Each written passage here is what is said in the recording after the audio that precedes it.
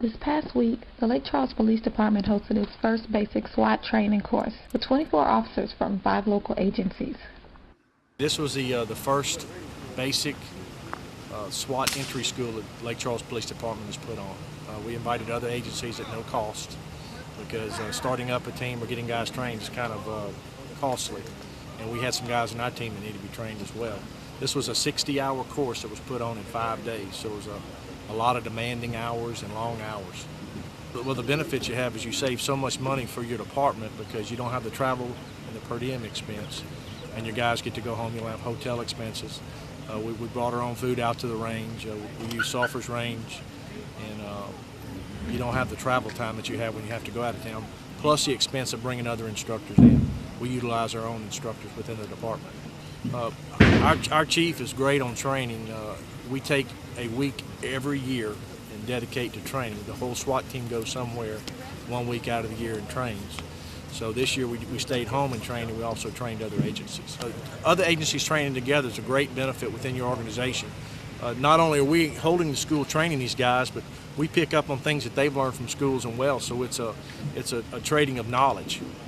And if we're deployed to another parish, we've already worked with these guys, and we know them, and we know how to work and what to do when we're together.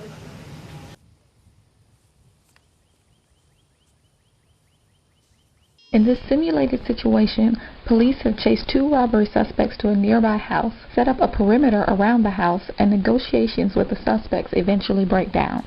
This situation is what is called a practical exercise, and it took place over almost 4 hours. During that time, there are 2 teams of men in place, the emergency response team and the entry team. The emergency response team stays in close proximity of the house during the negotiations. During that time, they delivered a phone, water, and MREs to the suspects and their hostages. As negotiations break down, the suspects threaten to kill the hostages, and the entry team moves in.